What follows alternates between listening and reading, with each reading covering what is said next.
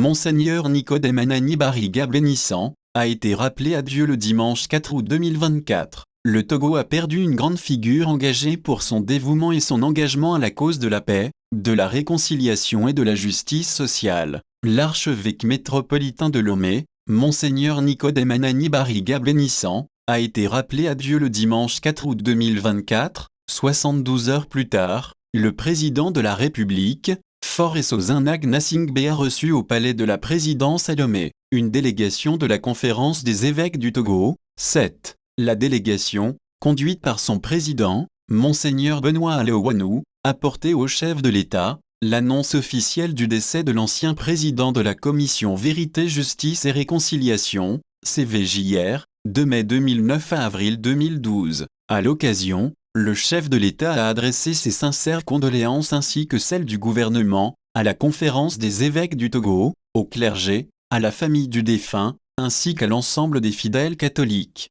Il a en outre rassuré la SED de sa disponibilité pour l'organisation d'obsèques dignes de l'illustre défunt. Face à la mort, toutes les adversités se taisent, dit-on. La célérité avec laquelle l'audience a été accordée à la conférence des évêques du Togo est fort appréciable quand bien même cela rentre dans les missions républicaines de la fonction présidentielle. Et cela ne doit pas être à géométrie variable. Malheureusement, dans une gouvernance hors sol, on en enregistre au Togo. C'est bien contrastant que les portes du palais présidentiel ont été ouvertes aussi rapidement aux évêques en deuil et alors que 5 mois plus tôt, ils ont été envoyés paître au moment où ils voulaient rencontrer Faure Gnassingbé au sujet du changement de la Constitution. Au terme de nos échanges, 21 mars, nous avons jugé opportun de demander une urgente audience auprès de son Excellence Monsieur le Président de la République pour lui faire part de nos questionnements et réserves. Ceux-ci portent essentiellement sur 3 points, à savoir, l'opportunité ou non de faire cette modification,